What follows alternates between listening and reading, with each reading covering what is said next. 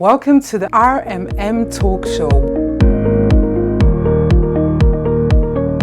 I'm Rita Isiba, and together with my lovely co-host Margareta Sailer, we explore strategies and share insights in that redefine meaningful management. We'll be talking about new work, inclusive leadership with a real emphasis on employee experience and engagement.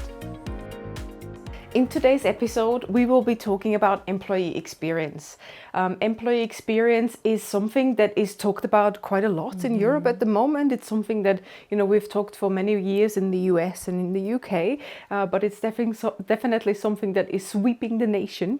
And it's an important part of anyone coming into your company. Yes. It's all about how do you experience, your leadership, how do you engage with them? And it can really make or break a person staying in your company or not, depending if you have a good experience or a bad experience. It can make or break an organization. Oh, actually, completely. The level Right. of employee Yeah, experience. because you can hire the best people. Yes. If the employee experience isn't there, if they don't feel heard, if they don't feel accepted, they might just go somewhere else. And that is actually where you lose all of your money. Yes. Because recruiting people and having open jobs can cost you like thousands and thousands. So what you want to make sure as an organization is, finding your talent, willing that talent, and then creating that great employee experience so they can stay with you for a longer time.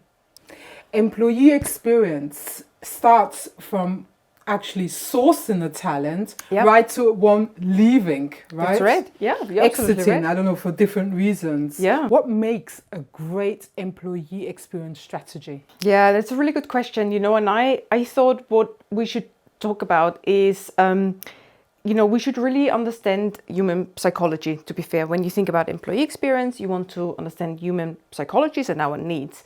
And there is really 3 key elements to this, if you think about it, and it's not as difficult as you think. So the first thing is, how does an employee experience the surroundings? We talked about the culture, starts with looking at a job, Yes. into being interviewed and going back, how do I experience my office or remote setting, or some companies do hybrid work, which is great. But you can break this down even further, because employee experience really encompasses anything from the things that we just talked about a second ago, but it's also about, really importantly, that it's the opportunities they have. And going back to, having effective teams, do the teams collaborate? Is the communication great? Do I have the same opportunities as my coworker? Is it equal? So employee experience really does encompasses everything, and it also encompasses leadership. What's the leadership to you? How do you feel? We're both 2 people. How do we feel about that person being our leader? So it's quite interesting. So these are sort of the key elements. And if you think about it, actually, you cannot, as a company, you can optimize your customers' experience. Yes. And once you optimize your customer experience, it translates into higher sales. Yes. Typically. But the same goes for employee experience. Yes. It really is like that. I love the fact that you use that example as well, because Yeah. quite often we always think about the customer, Right. customer is king, but to be fully honest, it's the employee that is really the king, right? Completely. Because if your employees if you don't get it right in making your employees happy and optimizing the experience that they go through, Right. then you're not able to serve your customer accordingly. Yeah. And think about it, how do you optimize customer experience? Right. Usually by doing research, Right. right? Yeah. To active listening. Yeah. We should do the same Right. within an organization. Exactly. Do your surveys, do your anonymous surveys, Yes. ask direct feedback, exactly all the things that we discussed for our various different episodes that Yes. we have, completely. Because in the end, a company needs productive employees. Yes. That's how your business thrives. And like you said, if you have employees that are happy and engaged, that translates to the customer anyway. Because if I'm an engaged employee, I might go a little bit deeper into that product and get a little bit more understanding of how that works. And I might pick up the phone just with a little bit more smile on, as we know, on the phone, going back to that non-verbal communication or not being able to see, but you can hear it in the voice, right? It's all part of communication. So it does make complete sense. I think it's through that employee experience, you want to create that sense that people belong. Yes. That's all part of the employee experience. It helps them with their self-esteem if they feel heard, if they feel seen, if they feel like, they have equals. It's really interesting. And it really goes back to the fundamentals of human motivation, actually. Yes. And there's one thing really interesting, because I've read a Salesforce study recently, and they found that employees that have a sense of belonging are over 5 times more likely to feel empowered and to do the best work. Yeah. And isn't that what you want? Yes. Right? I mean, absolutely.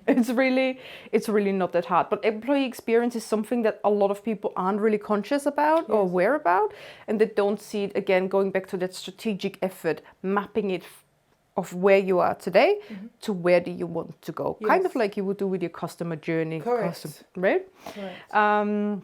And to be fair, whenever I've worked with the most effective leaders, they really carefully plan and curate the employee experience to get them from A to B.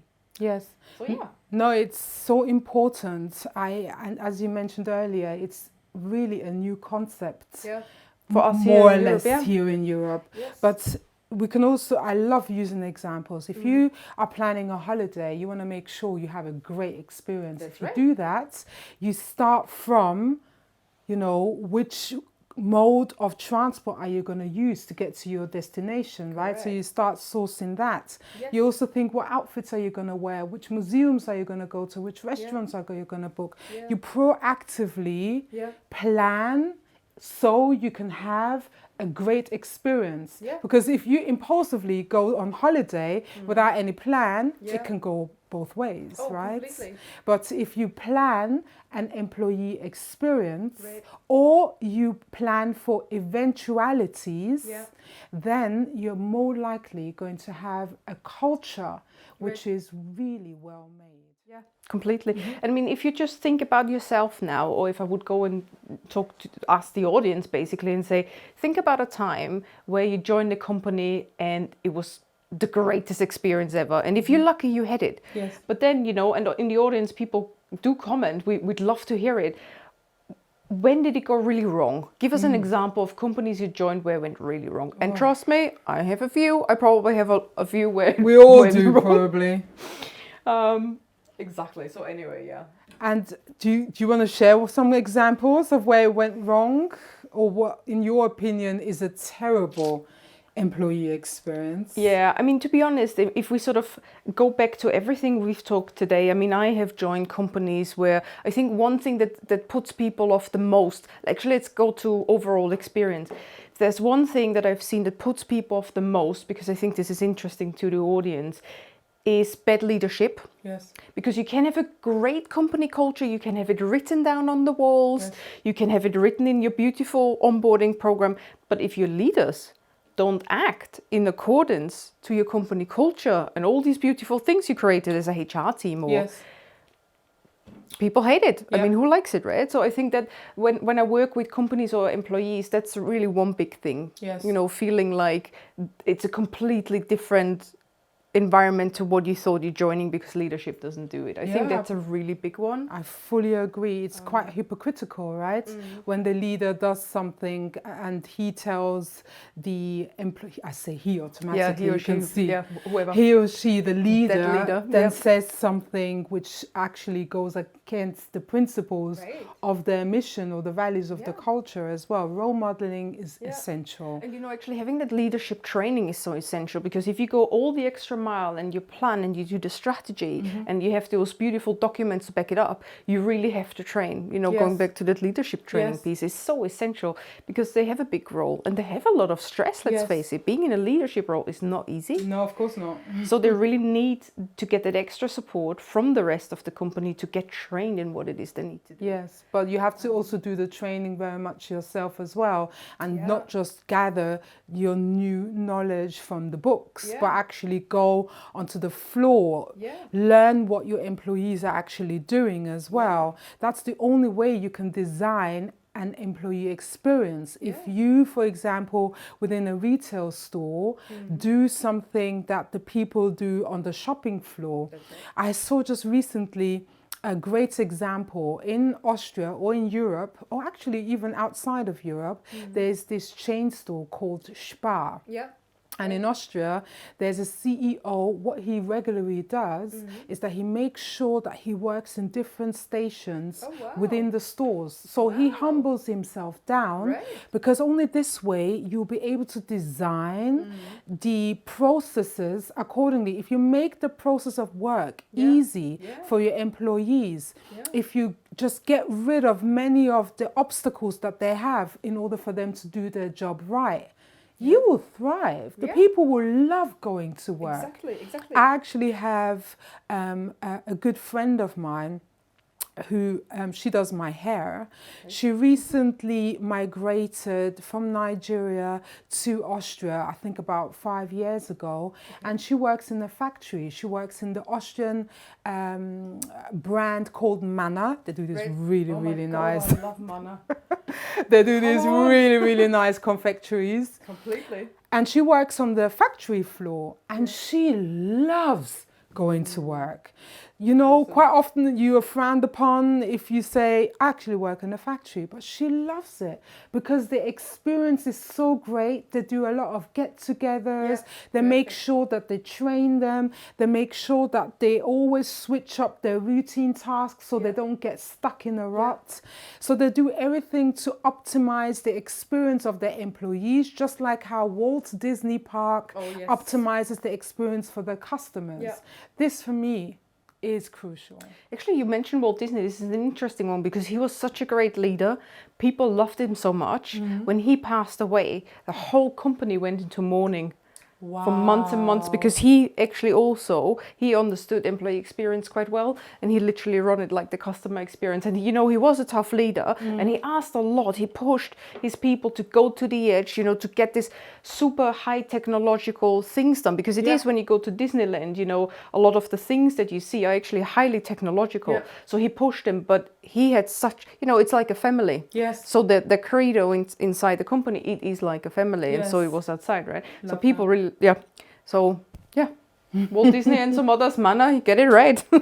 So what's the return of investment in employee experience then? Yeah, so I think when you think about return of investment, you really need to look at employee experience in certain ways. You know, going back to the fact that we said that, you know, when your employee is unhappy for one reason or the other, doesn't feel heard, the problem is that they are not particularly effective. And as a company, you are dealing with, you want survival as a company, right? You want to do better, or you want to increase your revenue. But it's actually very simple. If your employees aren't engaged and if they aren't thriving, then, you know, that basically means for your bottom line, not particularly good things, right? You want to increase your revenue, or most companies do, right? That you work with these days. So it affects your revenue basically, because people will go and have sick days. You know, sometimes you don't know how long they're going to be gone, depending on how disengaged they are. So the return of investment is twofold, you know, having that really good journey. Onboarding is one thing. Onboard your employees in a very specific way, and they will be productive quicker. So when I, for example, worked at Lilium, one of the startups in Munich that I helped to scale, that was able to scale, we actually had a really interesting onboarding program. We were only just about 100 employees, but we really invested back then in a solid onboarding program. So it's the people from different departments, from HR and marketing and communication, we all came together and said, what's the journey we need to map out to make the employee most effective? And we went through a series of training that every employee needs to go through, right?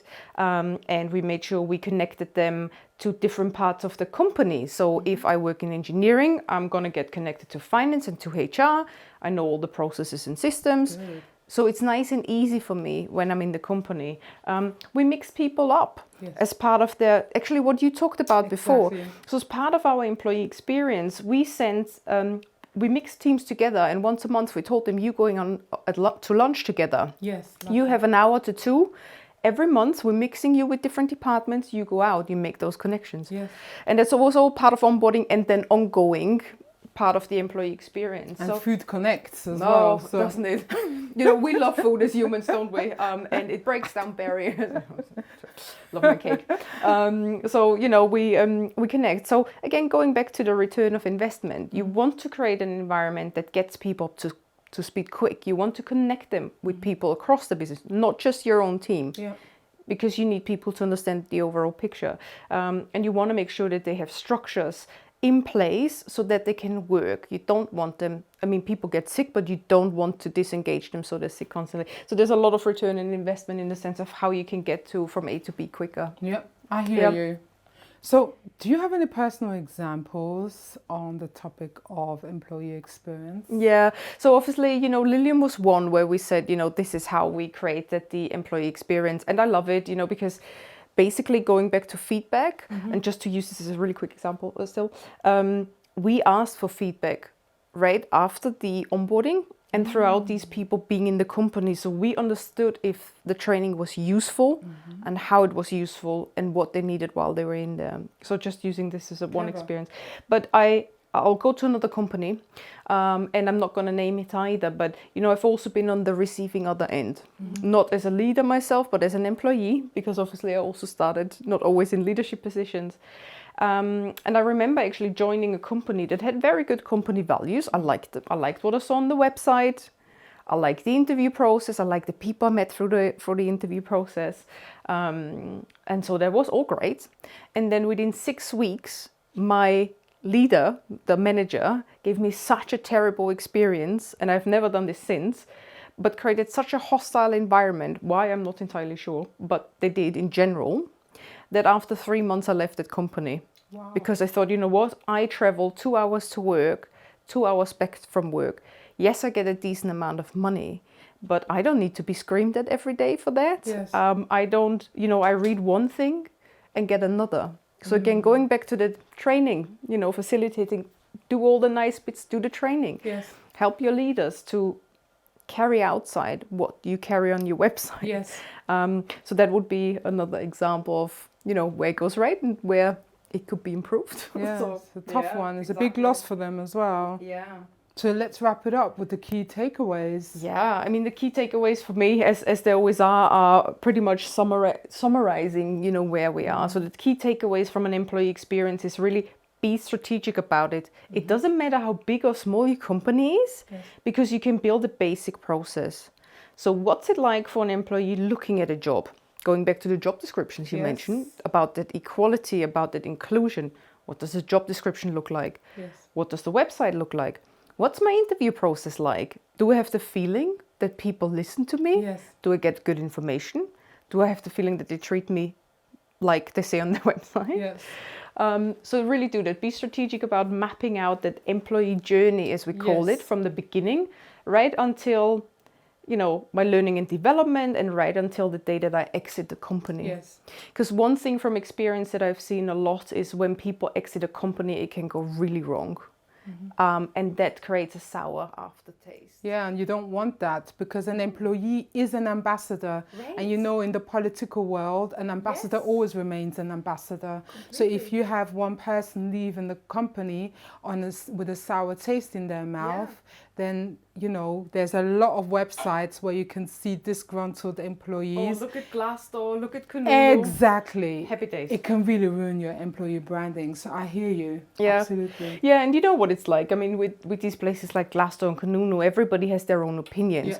But if there is a constant stream of negative views versus one. Exactly. So so it's really about being strategic about it, investing into it. I think really do invest in your employee experience, because it creates longevity, it creates that revenue, and it creates that stream of loyalty even after they have left. Yes. Because if you think, one thing in recruitment, for example, if we go back to winning talent, one thing that works always really well is referrals. Yes. And how do you create a good referral program and get them? Well, actually, for a good employee experience. Yes. If your people love where they work, if they run around with your shirts with the logo on, if they love talking to their friends, like, if we talk and I tell you, oh my God, Rita, it's such a great day, I've done this and that, you might want to come and join the company, don't you? Exactly. So, live it, put your money where your mouth is. Love that. Show some leadership. Show some leadership. That's it. Thank you for joining us in this discussion. That's it for today's episode. Don't forget to subscribe and stay tuned for more insights and inspiration on building inclusive and engaged organizations. Until next time, remember that inclusivity isn't just a goal. It's the key to unlocking the future potential of people.